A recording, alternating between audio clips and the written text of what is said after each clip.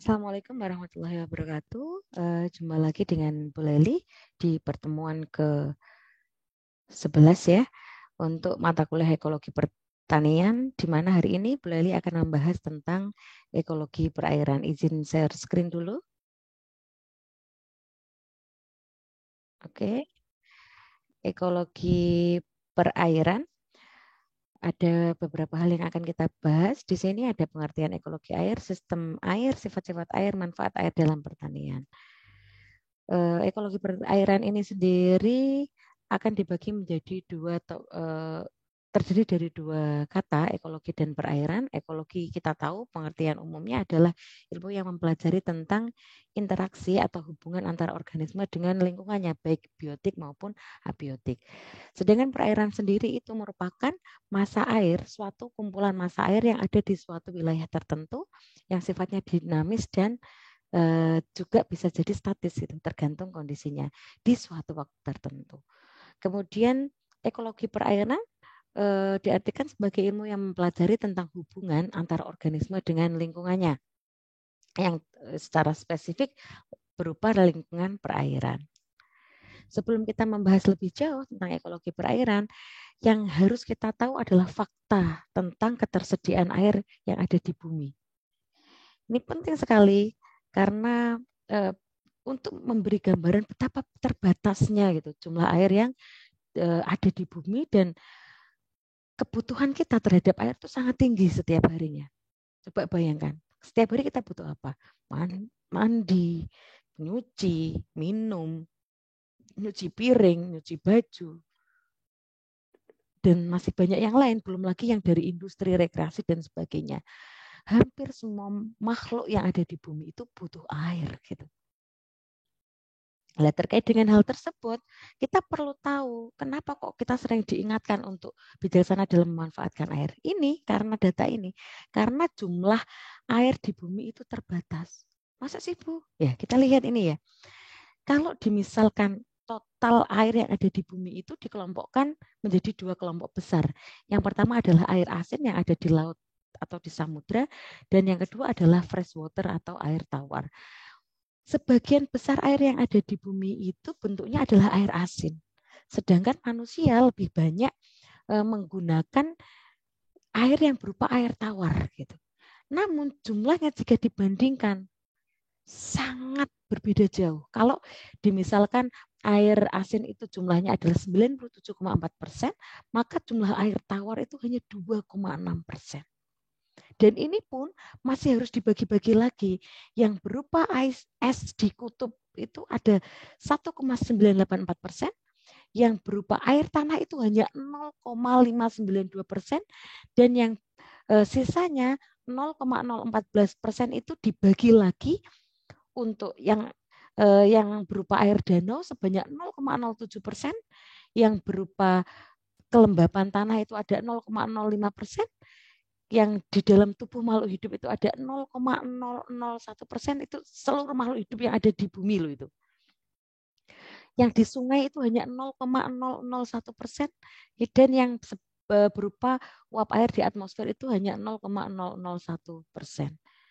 Bisa dibayangkan kan kalian kalau melihat misalnya di danau itu, danau airnya wah kayak di bendungan itu kan, kalau musim hujan kok kayak banyak banget gitu. Tapi ternyata itu kecil sekali itu perbandingannya. Makanya kita harus berhati-hati dalam memanfaatkan air karena keterbatasannya ini. Gitu. Ekosistem perairan dibagi menjadi 3, ekosistem laut, payau, dan juga air tawar. Kalau ekosistem laut ini salinitasnya antara 17-35%. Ini yang paling banyak ditemukan di bumi. Ekosistem payau jika salinitasnya itu antara 0,5-17%. Sedangkan ekosistem air tawar jika salinitasnya kurang dari 0,5%. Ya, ini adalah contoh daerah aliran sungai. Jadi sungai ini juga merupakan tempat hidup bagi organisme, dan ternyata di setiap bagian dari daerah aliran sungai itu memiliki kondisi yang berbeda yang ditunjukkan dengan komposisi keanekaragaman hayati. Kalau teman-teman dilihat di gambar ini, daerah ini adalah daerah hulu, kemudian di sini adalah daerah hilir, di sini area tengah. Di hulu biasanya memang kondisinya airnya belum tercemar. Kemudian di daerah tengah ini sudah mulai ada permukiman, industri, dan sebagainya yang nanti terakhir muaranya adalah di daerah hilir. Nah, dilihat dari keanekaragaman hayati, komposisi dari makhluk hidup yang tinggal di masing-masing bagian daerah aliran sungai ini akan berbeda. Untuk daerah biasanya keanekaragaman tinggi itu ada di daerah hulu dan tengah.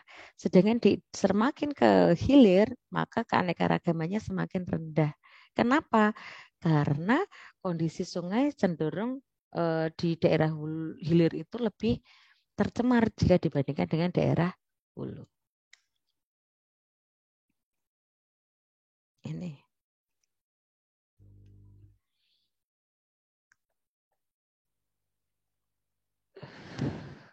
Lanjut ya.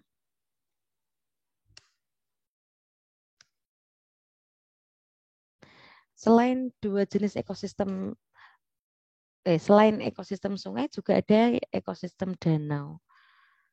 Apa itu? Coba kita lihat dulu. Danau adalah cekungan besar.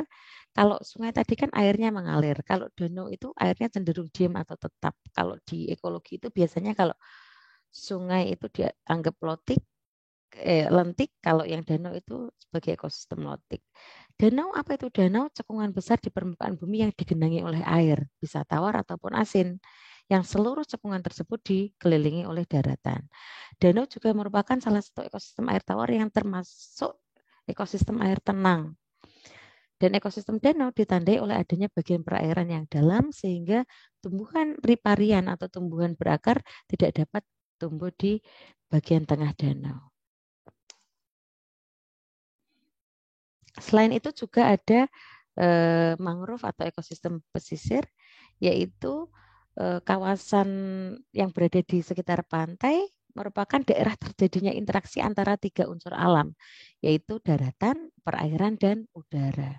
Bentuk kawasan pesisir pantai seperti yang dijumpai sekarang merupakan hasil keseimbangan dinamik dari proses penghancuran dan dan pembentukannya dari tiga unsur alam yang tadi disebutkan sama Bu Leli.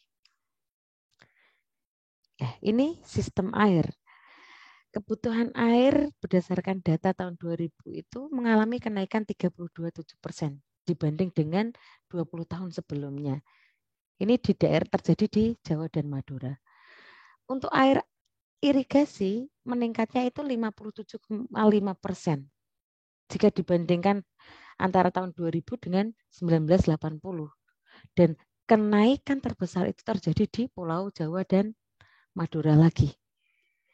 Kemudian kebutuhan untuk industri malah lebih tinggi lagi peningkatannya, yaitu 70,1% jika dibanding antara tahun 2000 dengan tahun 1980. Nah, ini kebutuhan air di dunia, di Amerika Utara, Amerika Selatan, di Eropa, di Asia, di Australia, dan di Afrika. Kalau di polanya di Amerika Utara itu kebutuhan untuk pertanian lebih tinggi dibandingkan dengan industri. Kalau di daerah Amerika Selatan sama, untuk pertanian itu lebih tinggi daripada industri maupun untuk rumah tangga. Berbeda dengan pola yang terjadi di Eropa, di mana untuk industri itu jauh lebih tinggi daripada untuk pertanian. Di Asia polanya sama dengan di Amerika. Australia juga sama dengan yang ada di Amerika. Afrika juga sama. Didominasi perairan ini digunakan untuk pertanian. Nah, dalam konteks inilah ekologi perairan menjadi penting dipelajari oleh anak-anak pertanian gitu. Karena kebutuhan air dalam pertanian itu sangat tinggi. Sistem perairan untuk perairan yang diterapkan dalam pertanian yang khususnya yang ada di Indonesia disebut sebagai sistem irigasi. Apa itu irigasi? Irigasi merupakan upaya yang dilakukan manusia untuk mengairi lahan pertanian. Semakin meningkat kebutuhan air, maka ketersediaan air akan terbatas dan perhatian terhadap kualitas air akan menyebabkan penggunaan air secara efektif menjadi sangat penting di dalam sistem irigasi. Nah, sistem irigasi pertanian ini harus bisa menyediakan air dalam tingkat, jumlah, dan waktu yang tepat sesuai dengan kebutuhan. Kan nggak mungkin juga irigasi itu pas dibutuhkan ternyata airnya sat. Kemudian pas nggak dibutuhkan airnya melimpah. Terus jadi irigasi ini merupakan upaya modifikasi yang dilakukan manusia biar kebutuhan air di pertanian itu tercukupi. Nah, sistem irigasi yang bagus itu harus direncanakan, dirancang, dioperasikan secara efisien sehingga memerlukan suatu pemahaman yang menyeluruh tentang hubungan antara tanaman, tanah, kesediaan air, dan kemampuan dari sistem irigasi itu sendiri. Bagaimana cara memonitoring sistem irigasi yang ada di pertanian? Yang dimonitoring untuk level dan debit air pada reservoir irigasi. Apakah levelnya memenuhi dan debitnya memenuhi atau tidak untuk mengairi suatu lahan. Sehingga bisa didapatkan data volume air untuk memperkirakan durasi pemberian air irigasi yang kemudian disesuaikan dengan kondisi volume air yang ada di dalam reservoir. Kemudian dilakukan monitoring terhadap pH air irigasi karena pH ini juga akan mempengaruhi atau menentukan kualitas dari tanaman.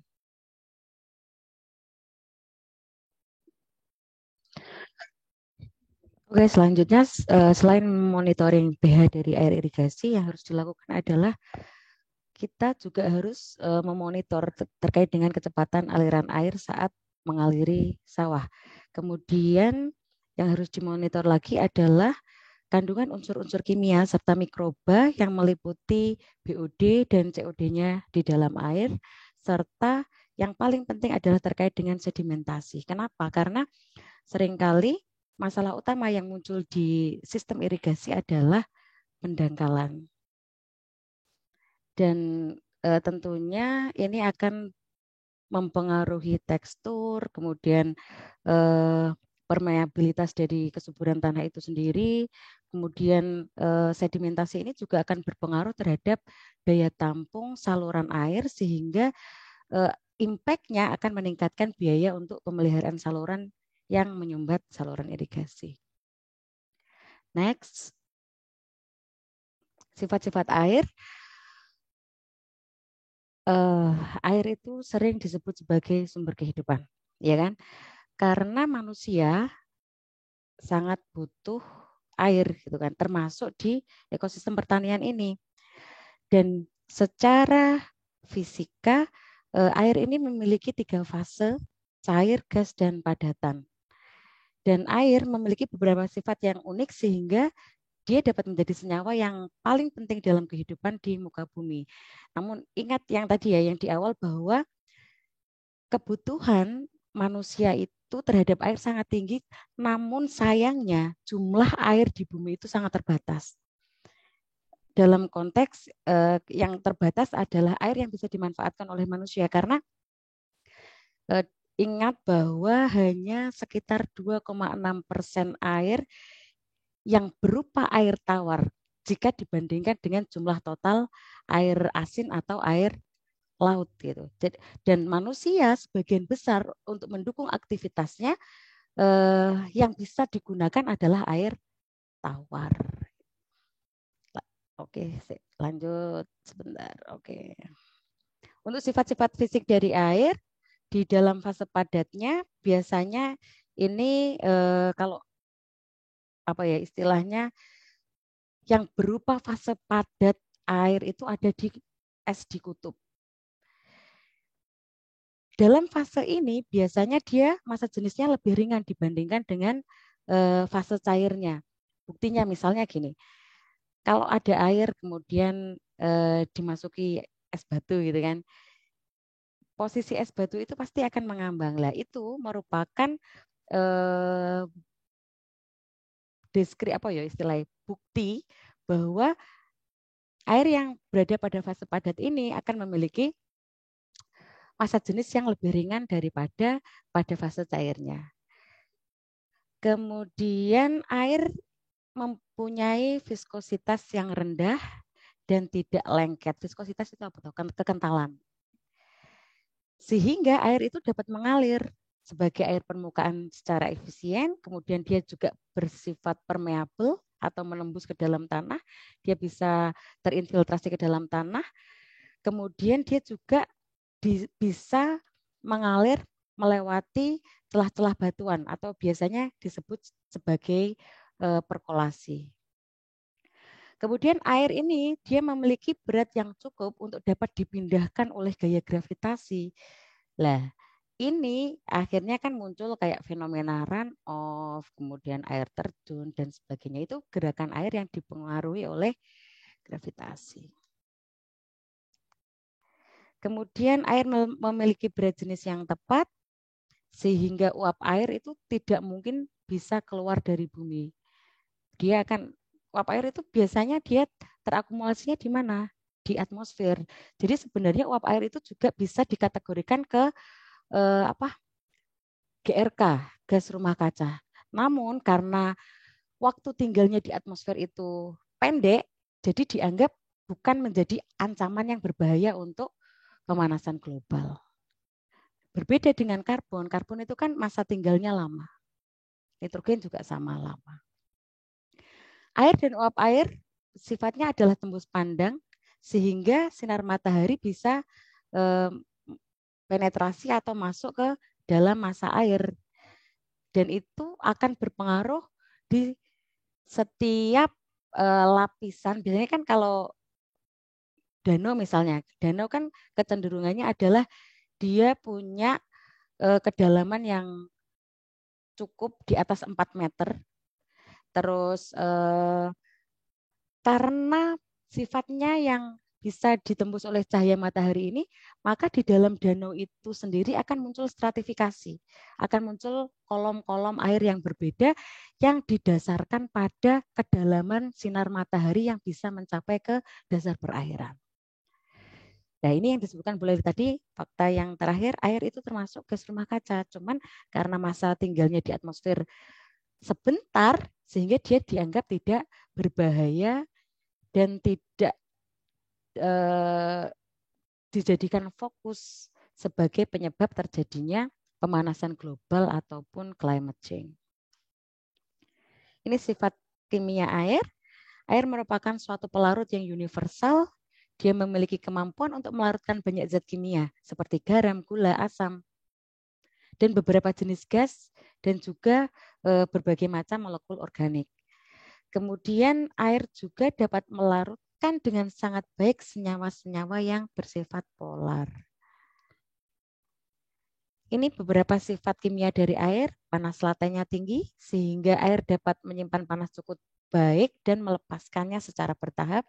Dia punya titik didih tinggi.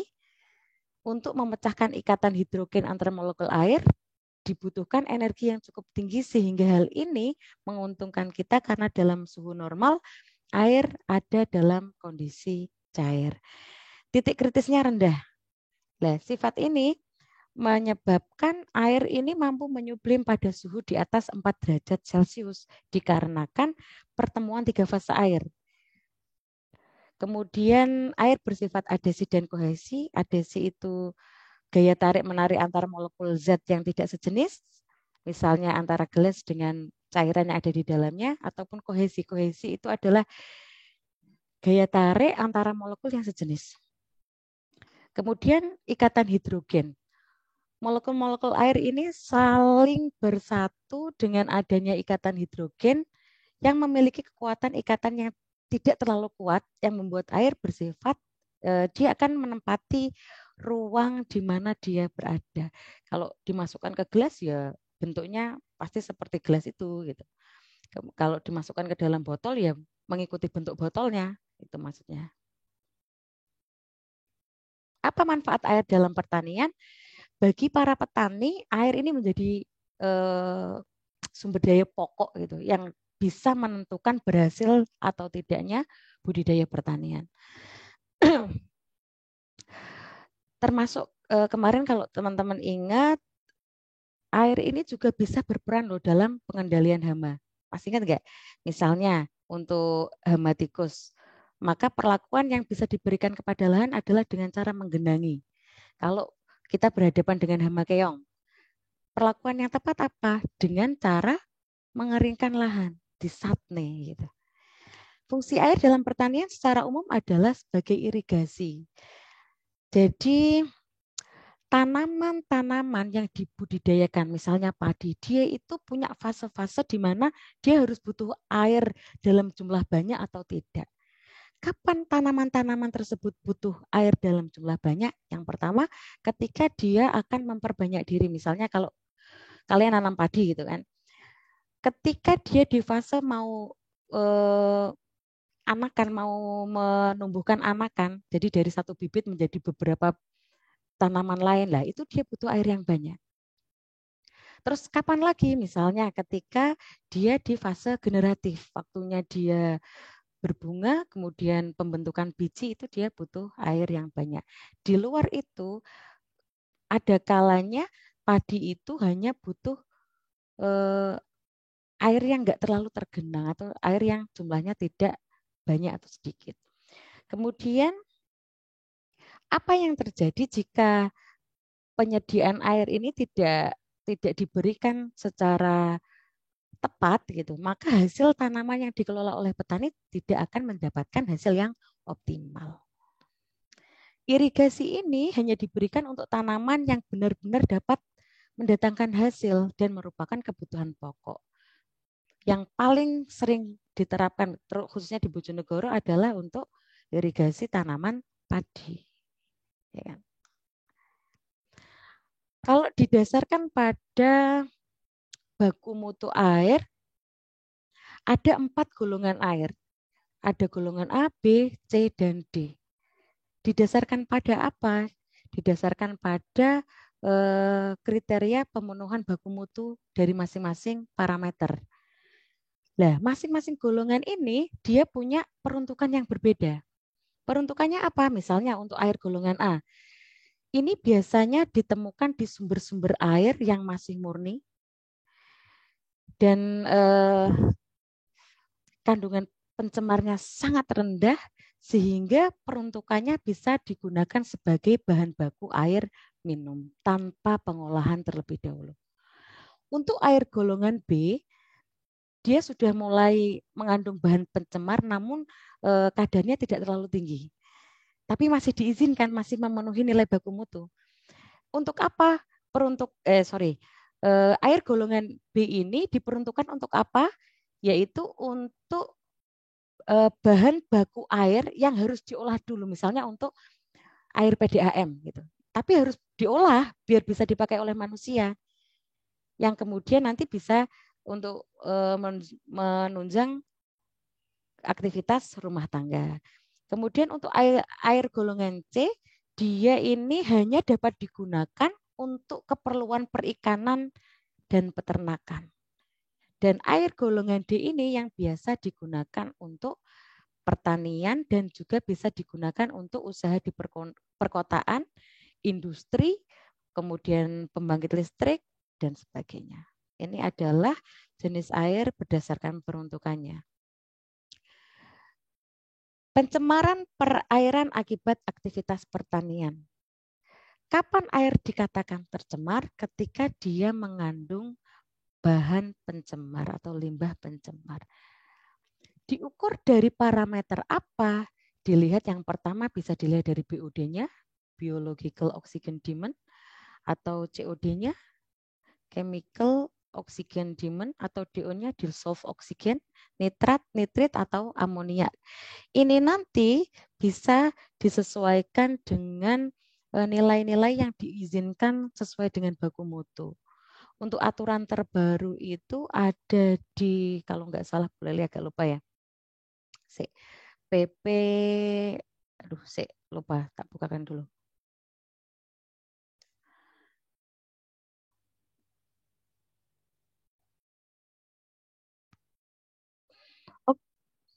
Oke, boleh dilanjutkan. Jadi untuk acuan baku mutu terbaru itu ada di lampiran nomor 4 PP nomor 22 tahun 2021. Ini paling baru ya.